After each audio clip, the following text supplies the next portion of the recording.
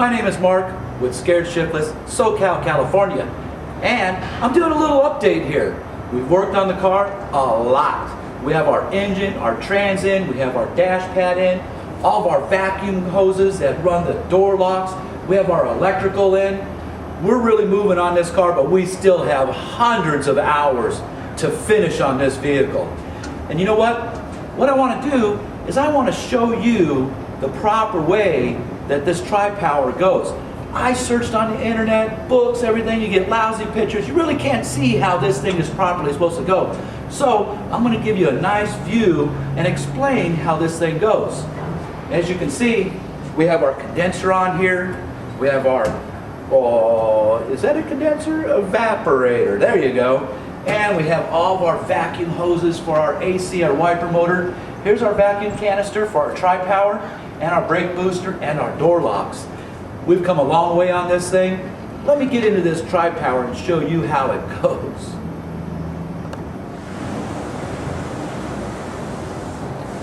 So on the tri-power setup, usually this piece is missing and this piece is missing.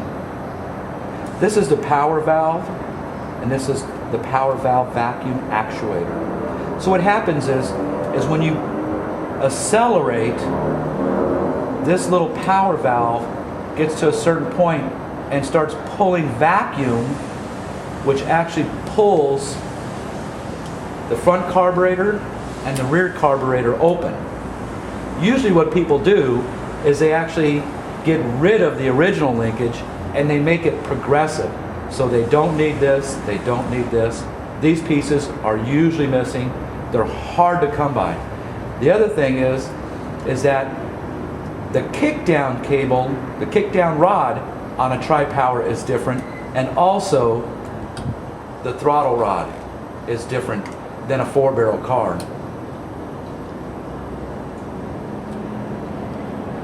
Let's take a look at the other side.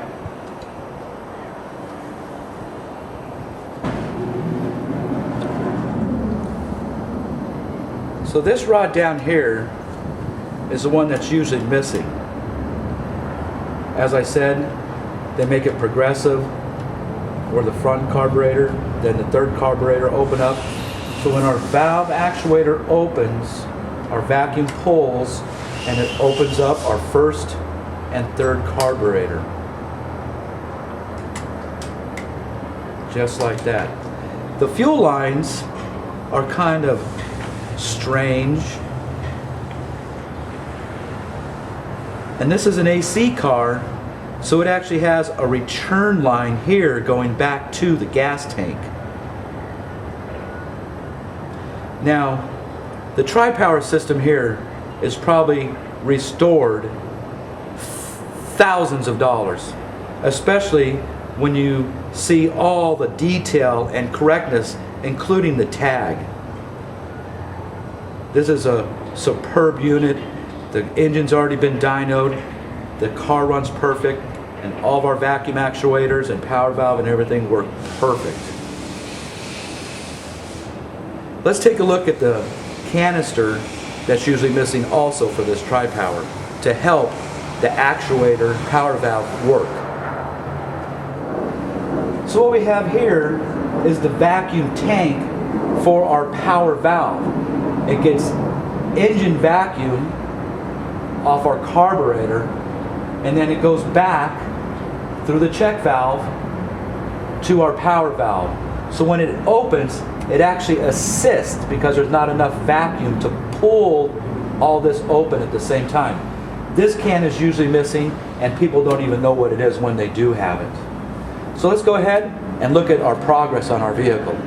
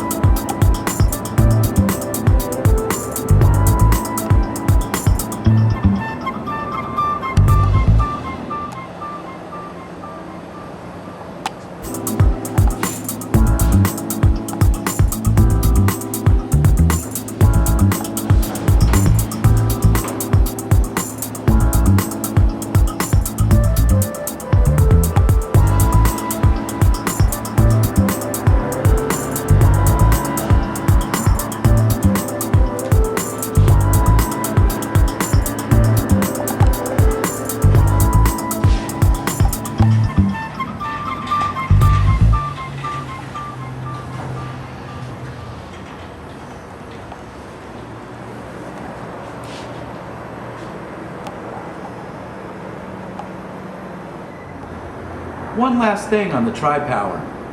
A lot of people ask, how's the gas mileage? It's easy to explain. When this carburetor is open, this is when you're running at idle and probably through first, second, and third. But when you open these up, it's 7 to 3 miles to the gallon. Not very good gas mileage, especially with the high rise in gas prices nowadays. You're gonna need a thick wallet to fill this baby up, even to go to McDonald's if you have any change left. And I'm Mark with Scared Shiftless, and I want to thank you for watching. And we're going to show you the undercarriage next of this incredible world's best 1960 Cadillac Eldorado Convertible.